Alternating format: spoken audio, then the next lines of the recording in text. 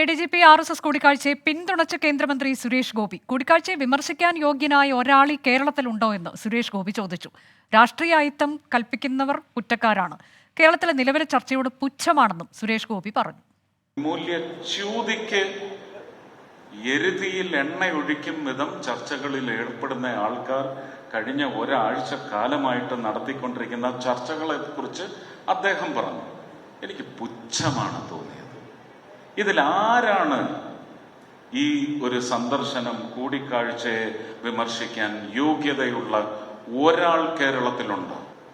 ജനാധിപത്യം എന്ന് പറയുന്നത് എല്ലാ രാഷ്ട്രീയക്കാർക്കും ഉള്ളതാണ്. ശ്രീധരൻ പിള്ളച്ചേട്ടൻ പറഞ്ഞ അൺടച്ചബിലിറ്റി ഈസ് എ ക്രൈം. തന്റെ കൈ ശുദ്ധമാണെന്ന് പറയില്ല, പക്ഷെ ഹൃദയം ശുദ്ധമാണെന്ന് സുരേഷ് ഗോപി പറഞ്ഞു. ആരെയും ദ്രോഹിക്കാൻ ഉദ്ദേശിച്ചിട്ടില്ല. കൈ ഇങ്ങനെ നീട്ടിപ്പിടിച്ച് ശുദ്ധമാണെന്നൊന്നും പറയത്തില്ല. ഇതിനു മുമ്പ് ഞാൻ പറഞ്ഞിട്ടുണ്ട്, ഇത് ശുദ്ധമാണ്,